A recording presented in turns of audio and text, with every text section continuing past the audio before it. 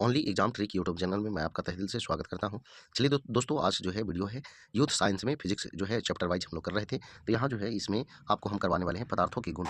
ठीक है, स्थूल पदार्थों के गुण सभी जो है किसी न किसी एग्जाम में देख सकते हैं, पूछे गए हैं और आगे भी जो है पूछे जाने की संभावना है। तो हम रेलवे में आपको रिवीजन के लिए, यानी कि रेलवे के सभी एग्जामों के लिए रिवीजन हम करवा रहे हैं। तो चलिए स्टार्ट करते हैं पहले प्रश्नों से। वह धातु जो सबसे अधिक तन्य है तो वह है सोना। सोना का संकेत आपको कमेंट बॉक्स में बताना है। जल स्थानांतरण के सिद्धांत की खोज किया तो आर्किमिडीज ने किया। लोहे की एक छोटी गोली पानी में डूब जाती है जबकि जहाज पानी पर तैरता है। यह सिद्धांत किस वैज्ञानिक के सिद्धांत पर आधारित है तो आर्किमिडीज के सिद्धांत पर आधारित है। कणों की तरंग प्रकृति स्थापित की तो डी ब्रोगली ने। आगे देखिए, ध्वनि की तीव्रता की इकाई है तो डेसिबल है। आगे देखिए, प्रतिध्वनि उत्पन्न होने का कारण है ध्वनि का परावर्तन। ध्वनि के परावर्तन के कारण जो है प्रतिध्वनि सुनाई देती है। इसके लिए न्यूनतम दूरी होती है 17 मीटर या फिर 56 फीट। आगे देखिए, जब किसी पदार्थ का तापक्रम बढ़ता है तब उसके अणुओं के की माध्य गतिज ऊर्जा के मान पर प्रभाव पड़ता है, तो ये भी बढ़ता है।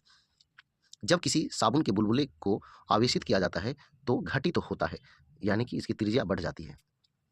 विभिन्न स्थानों पर भार का मान परिवर्तित होता है जबकि द्रव्यमान स्थिर रहता है। तो द्रव्यमान जो है कहीं बदलता नहीं है, भार जो है स्मॉल जी पर निर्भर करता है। आगे देखिए, एक कमजोर यानी दुर्बल बल है जब जब तक कि अधिक द्रव्यमान प्रयुक्त न हो, तो ये गुरुत्वाकर्षण बल। आगे देखिए, अर्धचालक है तो सिलिकॉन है। तो बहुत सारा है अर्धचालक। साबुन के बुलबुले के अंदर का दाब वायुमंडलीय दाब से अधिक होता है। तेल जल के तल पर फैल जाता है क्योंकि तेल का तल तनाव पानी से कम होता है। आगे देखिए, लोहे की सुई पारे की सतह पर तैरती रहती है तो पृष्ठ तनाव के कारण ऐसा होता है।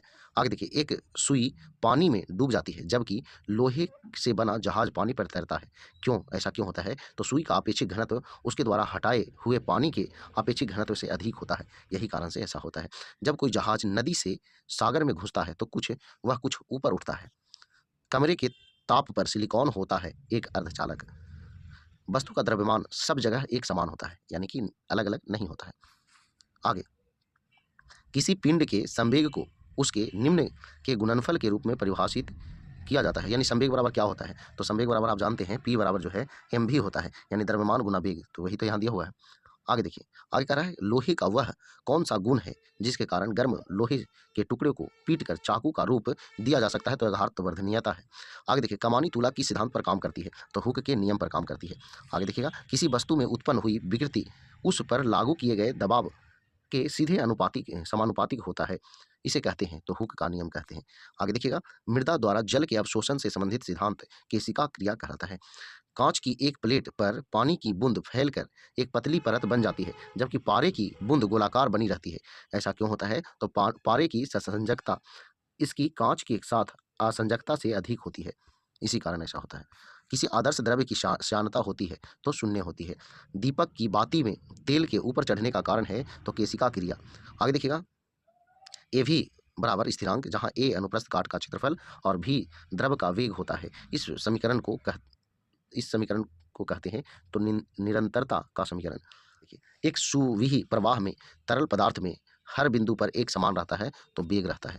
किसी तरल पदार्थ में डूबे हुए आंशिक या पूर्ण रूप से पिंड के भार में होने वाले कमी विस्थापित तरल के भार के बराबर होती है।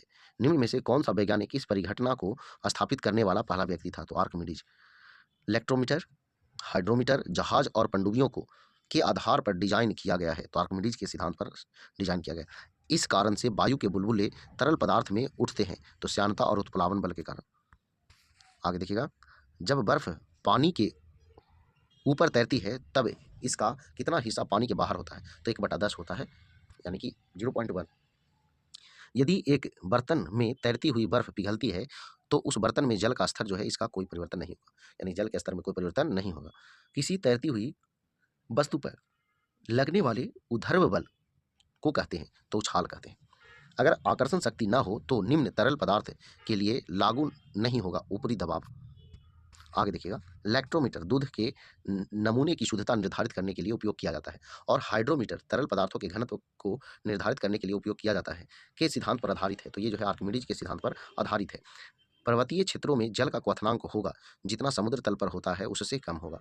आगे देखिएगा, पानी का क्वथनांक ऊंचाई पर कम क्यों हो जाता है कम वायुमंडलीय दबाव के कारण, यानी वायुमंडलीय दबाव ही कम हो जाता है तो क्वथनांक भी कम हो जाता है। अधिक ऊंचाई पर उड़ने वाले हवाई जहाज में स्याही वाले पेन लीक करते हैं। पेन के बाहर कम वायुमंडलीय दबाव के कारण के अनुसार दबाव प्रति इकाई क्षेत्रफल पर लगने वाले बल जिस पर वह कार्य करता है के बराबर होता है, तो पास्कल के सिद्धांत के बराबर होता है।